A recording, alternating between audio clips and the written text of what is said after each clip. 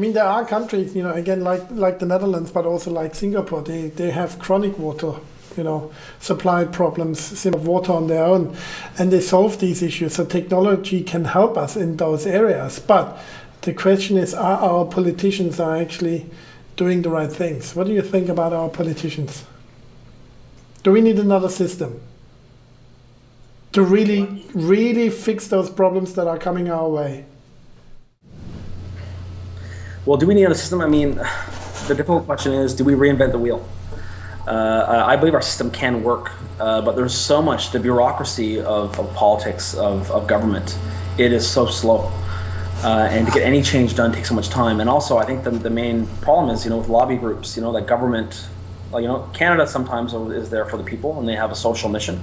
But at the same time, they're lobbied by major corporate interest. And so I think that's what really has to be examined. I can't really envision a complete kind of revolution of the government system. I don't think it's going to happen. I don't think that it's possible, because I think that generally people are very complacent. You can have a genocide and people really don't care. We're so preoccupied with our daily lives that we don't care until it's too late. So I think in order to have real change, something bad has to happen in order for us to wake. So it's a reactionary system then. Do you think also that you just mentioned it, commerce? Does money have too much say in government? Well, government's all about money. Yeah, no, I'm talking about lobbyists. Yeah, I'm talking about government. That is, in the US, you can have lobbyists paying people to ask questions, or in Congress or whatever. Same in the UK sometimes. In Canada right now, we're talking about lobbyists are having a real negative influence, and I think there's more lobbyists in Ottawa, the capital of Canada, than there are politicians. So when the amount of lobbyists outnumber the number of elected officials, something's up. So we have to look at that, but you know what? I don't see corruption disappearing. I don't know any society that isn't corrupt. There's always some kind of illegal exchange, and what change can be done, I'm not sure. I'm pretty pragmatic. I used to believe in real kind of society change in my 20s. But as you get older, you realize, change happens really slow. But what I'm worried about is we talked about another terrorist attack. What I'm worried about is something worse happens this time, whether it's a nuclear weapon or whatever else, or there's mass casualties. I saw how America changed for the worse after 9/11. The terrorists won after 9/11 because a portion of the American population got bloodthirsty, and there was no rational thought. And I'm worried what would happen to this world if something worse were to happen. There'd be a lot of borders that would be closed.